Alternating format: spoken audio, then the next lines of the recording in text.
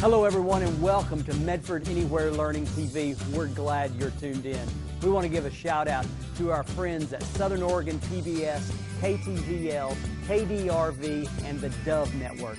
Thank you for hosting us on your station. In the Medford School District, we have one shared vision, and that we believe that all are learning, and learning is for all. And what better place to do that than right here on Medford Anywhere Learning TV. Hello students joining us from home. My name is Ben Garcia. I work for Southern Oregon PBS.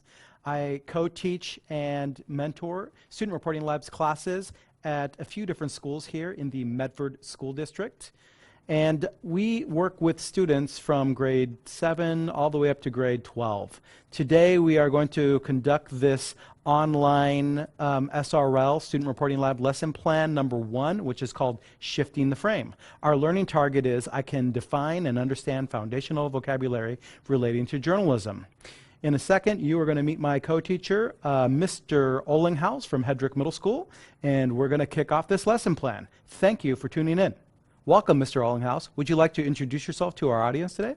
Hi, my name is Ivan Ollinghouse. I'm an electives teacher here at Hedrick Middle School, and I do a lot of variety of classes, including our Student Reporting Labs, which is a journalism-based class where we get to learn how to interpret the news and create our own.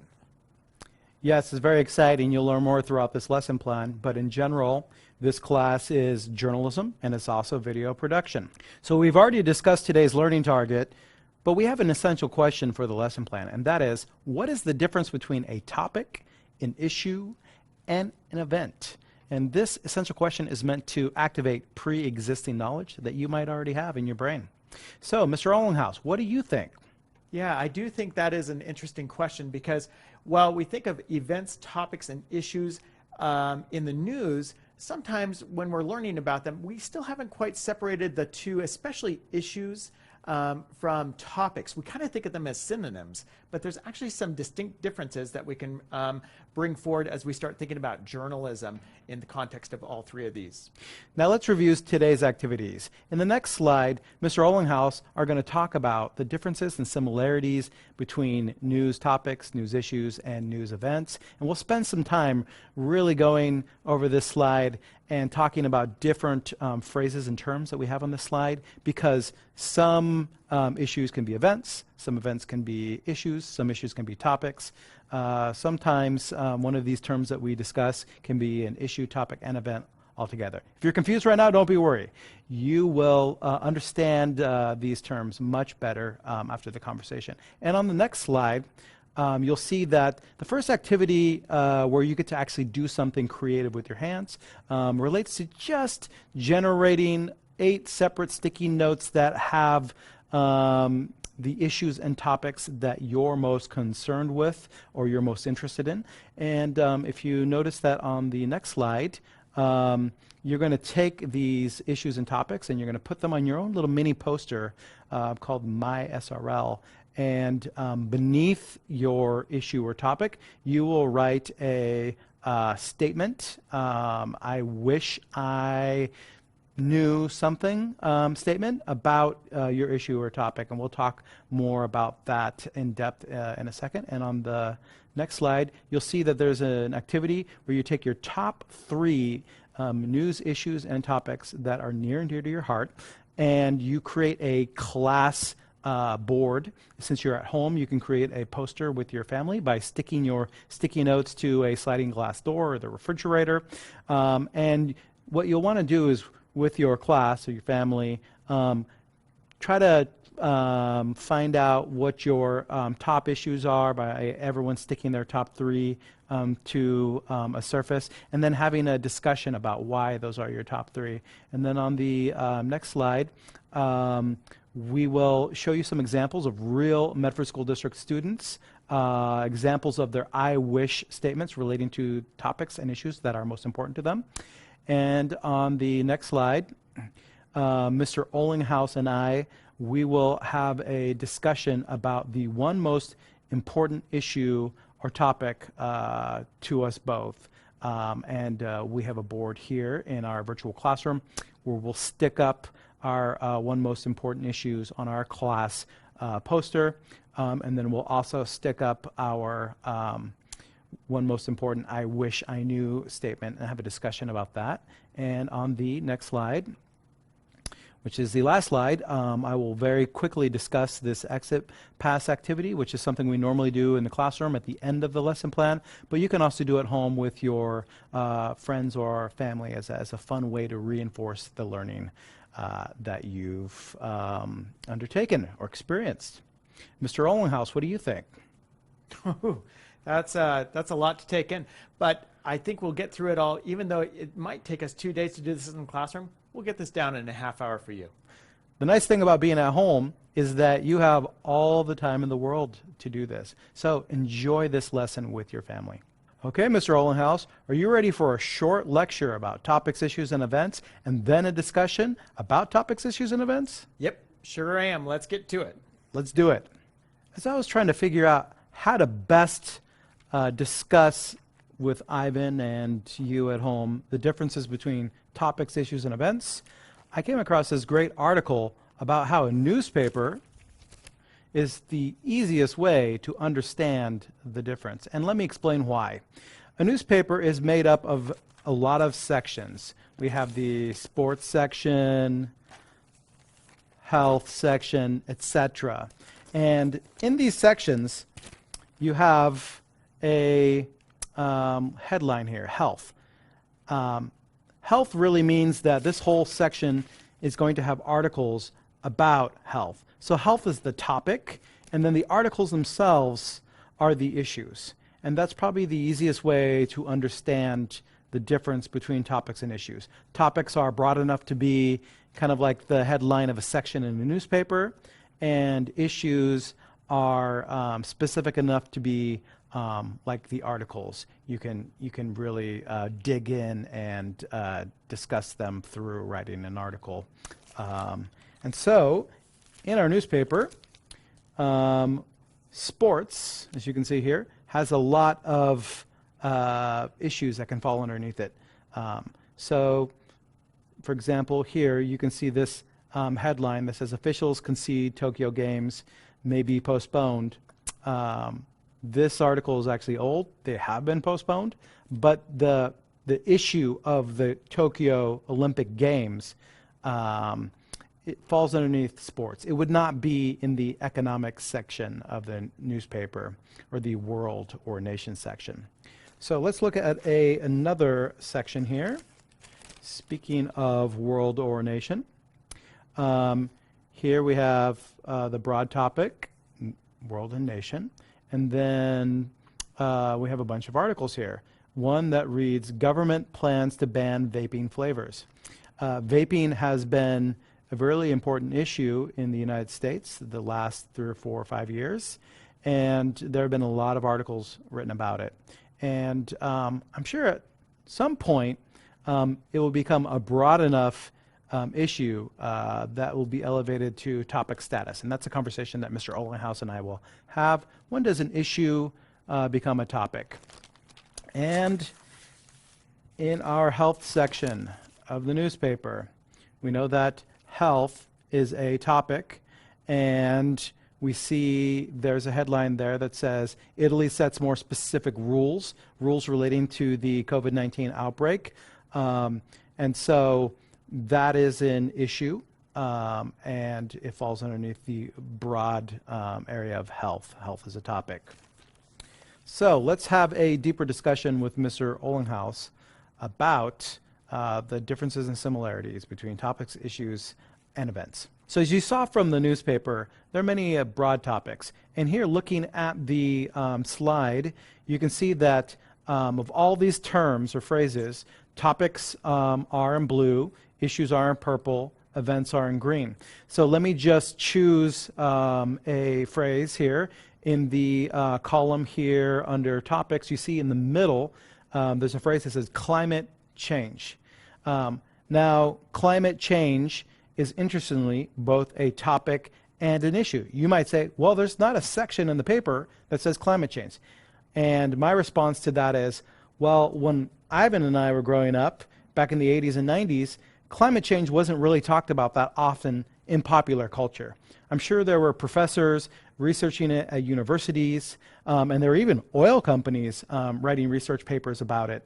But it hadn't yet been elevated to topic status. It wasn't until the early thousands where we started seeing the climate change, and also we started seeing documentaries like An Inconvenient Truth, that journalists started writing more and more articles about it, and we started feeling and thinking that it was threatening our existential status here on the planet, that it became elevated to topic status. And I think that most people would agree that it is a topic. It's big enough to be a topic. So what do you think about that, Mr. Ollinghouse? Yeah, absolutely. So it sounds like something that is an issue can fundamentally transform. It can turn into a topic over time if enough things culminate or build up. Does that sound about right? Yeah. And so why don't you take a look at the slide here and sure. pick out any topic, issue, an event, or a phrase that maybe combines two or three, and then talk about why it is both a topic and an issue and maybe an event as well. Well, I could think of one right off the top of my head that's not even on the slide right now. That might be the COVID outbreak and our epidemic that we're in right now. So that one, at this point, has, I think, covered all three of these in one way or another. It's certainly an event. It's a moment in time that is captured, that there's this event that is happening. It certainly seems like there's a lot of issues related to it. Is that fair enough to say? Absolutely. I keep hearing things like, this is the biggest thing that's happened to humanity since World War II. And so we know that almost instantly, because it has taken over our lives, that it has been elevated to topic status right away. And because it's such a huge, broad topic, there are tons of issues that fall underneath the topic of the COVID-19 outbreak. So what are some of those issues that you can think of off the top of your head, Mr. Sure. I would think of specific issues relating to healthcare workers having access to PPE, personal protective equipment, is one of the core issues here that we're dealing with right now.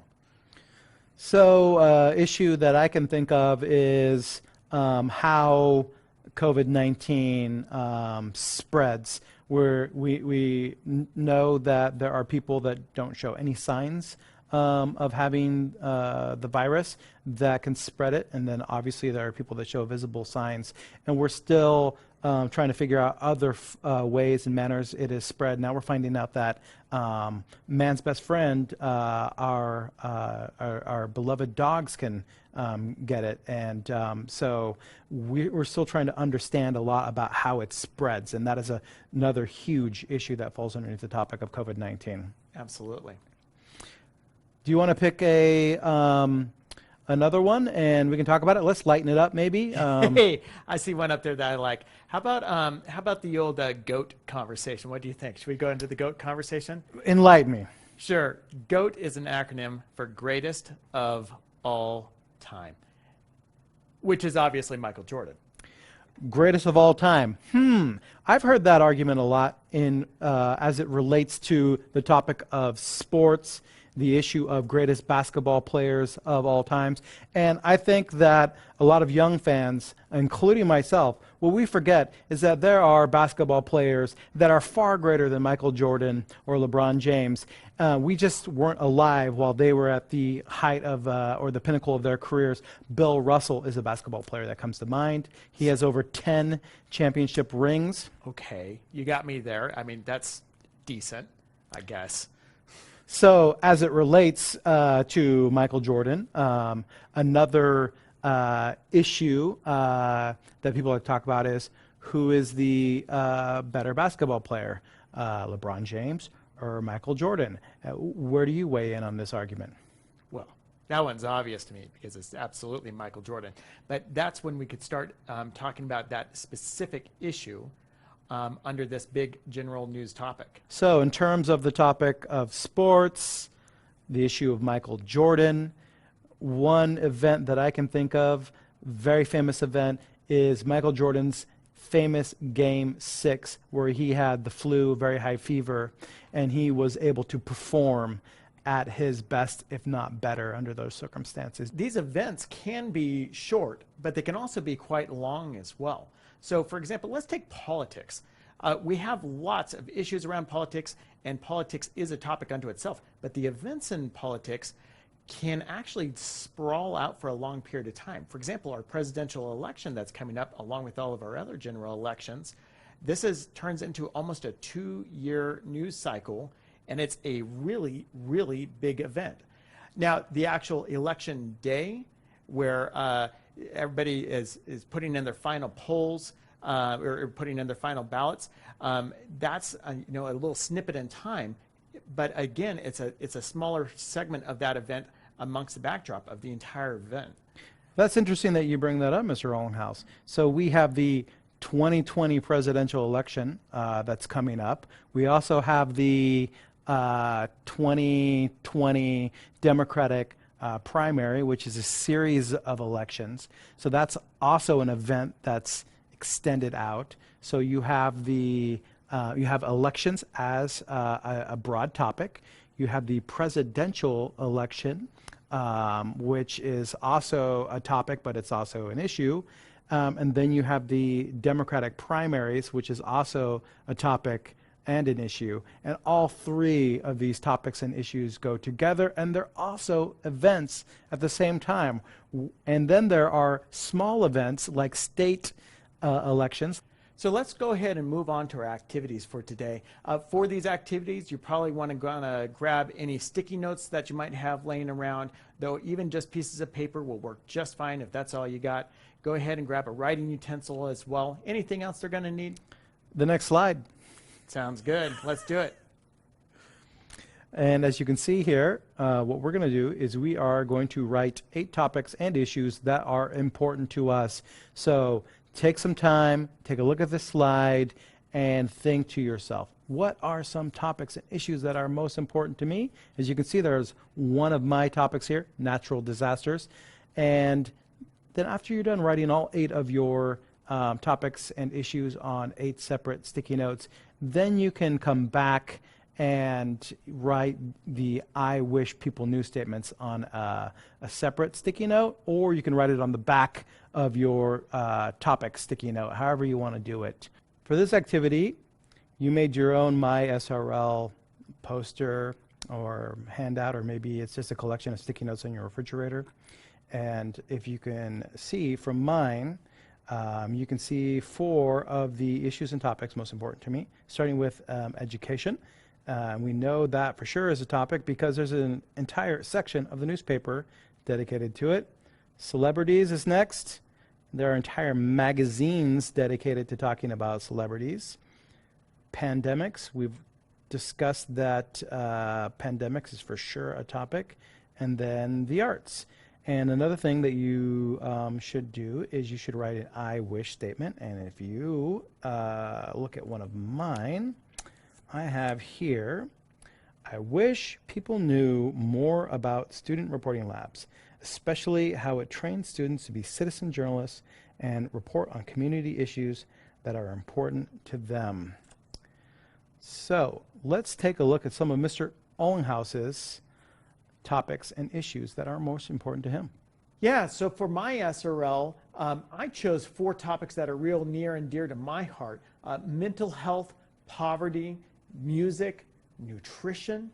These are topics that I wish we could change how we frame in our media and in our community. These are, again, just my opinion, but let's take, for example, nutrition. Under nutrition, I wrote, I wish nutrition was a more talked about subject in our community. I don't know if we could talk about it enough, in my opinion. So those are a few of the issues and topics that I find are really important to me. Which ones are most important to you right now? If you take a look here, my third most important issue is education, and I'm going to post that here on my side of our class SRL poster. You can do this at home with your family. Mr. Ollenhaus? Yeah, for me it's mental health is the big one for me. Okay. And for me, number 2, well, Most important is the arts.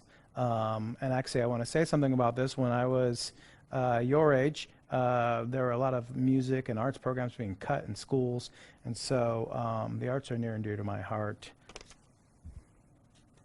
Yeah, next one for me is going to be nutrition. Nutrition is a big issue. I feel that we could all pay more attention to. And my number one is pandemics, which is why I have 2 sticky notes here. And so I'm going to take one of those sticky notes and put pandemics as what's in the frame for our little mini student reporting lab class here. Mr. Rollinghouse? Yeah, I have poverty here. I'm going to put poverty up here because that one is just incredibly important. That goes in my top 3.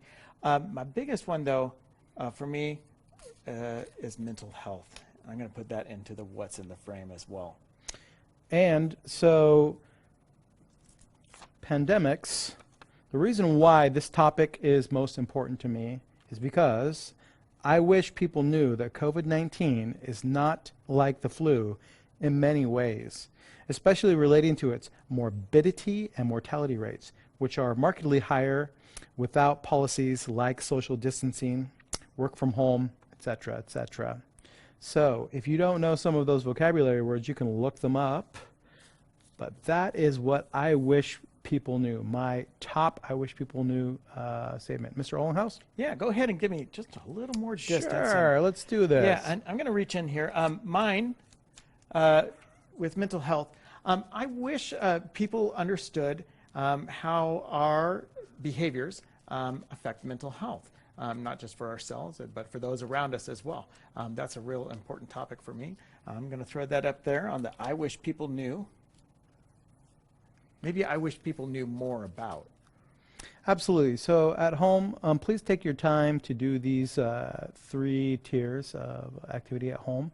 And don't worry about doing a handout format like we did or a poster format. You can use any wall or flat space at your home to do this with your friends or family. Yeah. What were your most important topics, and what was that most important one overall to you, and what specifically about it was what got you on it? Thanks for tuning in today. And for the last exit pass activity, you and your family member on a piece of paper each will write a response to the following prompt. If you could change how your most newsworthy topic is talked about by others, how would you cover it? Like if you had control over every newsroom in the world and how they cover the story. For example, if I had the power to cover the topic/issue of global warming, climate change in a different way, I'd make sure that a positive solution is mentioned at the end of each related article or news report about global warming/climate change. For example, did you know about ocean thermal exchange technology? That's another carbon-free source of energy that we have available to us. So if you would take some time and do this with your family member, and then you could talk about what you wrote, that would be an excellent way for you to reinforce the learning that you did today, and also the learning you will do, because the next lesson plan is about what's newsworthy. Thanks again, and have a wonderful day. Thanks for tuning in to Medford Anywhere Learning TV. Medford School District is a place where all are learning, and learning is for all.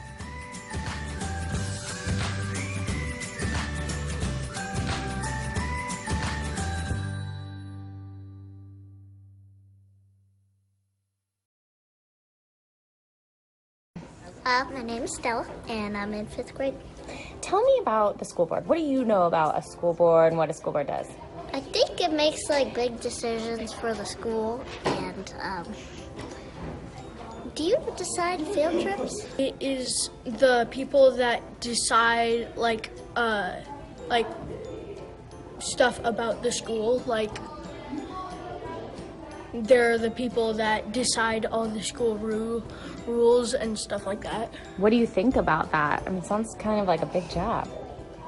Yeah, it is a pretty big job. I've seen like what they do, and it's pretty cool. They volunteer, so they don't really get paid. It's kind of shocking that they don't get paid, but like it's good that they're volunteering, you know. Gracias, Medford School Board. so nice to meet you too, Dr. Champion. And yes, I have a couple of questions. This one's quite serious. All right. So, from one champion to another, who are you going to root for? Well, what are my options? South Medford Panthers, North Tornadoes. Whatever team is representing Medford, I guarantee that's the team that I'm going to be rooting for sure. If you got to make a holiday, what would it be? Make a holiday. I think I would go with Color Day. Late January, when it's real dark and cold outside, we have our holiday, which is Color Day. And on Color Day, everybody wears their bright colors, like your bright pink. All the cakes are multicolored cakes, and there's confetti and things going up in rainbows, and you name it, there's color everywhere. And we take the gray world and we make it colorful. How's that sound? Good. It's pretty good. Thanks. What state are you from? I grew up and spent most of my life in Texas. I was born in a small town right in the center of Texas. I started teaching at an elementary school in Houston, Texas. I taught elementary theater arts for a number of years in the Austin area. Have you been on Pottermore before? Have I been on what? Pottermore. What is that? It's a Harry Potter app. Yes. So you can take quizzes on it, and like, what's your Patronus and what's your house? What's your Patronus? It's a type of dog. I think it's a terrier. That's so awesome. I'm afraid I'd get on there and be like, my Patronus would be like a chipmunk or something. I mean, I want something ferocious and incredible. I mean, I'm nervous to do this whole Potter, what's it called? Pottermore. Pottermore. That's awesome. What house are you? What house are you? Hufflepuff. All right, Hufflepuff. That's awesome. I've always appreciated Hufflepuff. Other countries, such as Finland, they have technology classes such as coding and computing. Do you think our school district could have the budget to implement those kinds of classes in schools? Great question. As a matter of fact, it's something that the Medford School District has prioritized over the last few years. We've got, for example, the Chromebook rollout that's happened starting this year with 9th grade, which offers an opportunity for a tool for our students and teachers to be able to access technology very easily, literally in their hands. However, we know that coding is a skill that can grow, and it's definitely something that we are considering looking toward for the future. My son happens to be a computer programmer, and so this is very near and dear to my heart as well, so that's a great question. What is your favorite type of car? My favorite type of car is one that runs, that has an air conditioner, and that's pretty much it. I also like good gas mileage. Get me there safely, and have an air conditioner. What's the first change you want to propose as superintendent, and why? One of the things that I believe, John, is that it's important that there's not this idea that I'm going to bring all this whole new set of ideas into the system. That actually what we need to do is together, with teachers and with principals and with students and with all of us, the board, coming together and saying, here's who we want to be, here's where we want to go, and then let's talk about then how we get there. So this idea that I'm some sort of magician who has all the tricks to make all those things happen, that's not the way it works. What happens is we together have the best ideas together. And so one of the pieces that I want to bring is to make sure that we're doing that we're bringing the voices of teachers and students and principals, central office folks, and the community together so that we can make some things better. Do you go to different schools, or were you a teacher? Yeah, so I do go to different schools. No, like, are you a sub or a teacher? Oh, got it. So I am not a sub or a teacher right now. I do sometimes go into classrooms, though. I love that, and I love the opportunity to hang out with students and do some teaching. I love it. And it makes me thrilled that for our teachers who do that every day, because it's incredible. They do incredible hard work, wouldn't you say? Yes, they do. They do. They really do. I agree. They do really hard work every day to make sure their students are safe and healthy and not getting sick. And learning. And learning as well. And learning. I mean, all those things is what a great teacher does. And so getting the opportunity to go see the teachers do that is one of my favorite things to do, for sure. Yeah, it is. Yeah, it's true.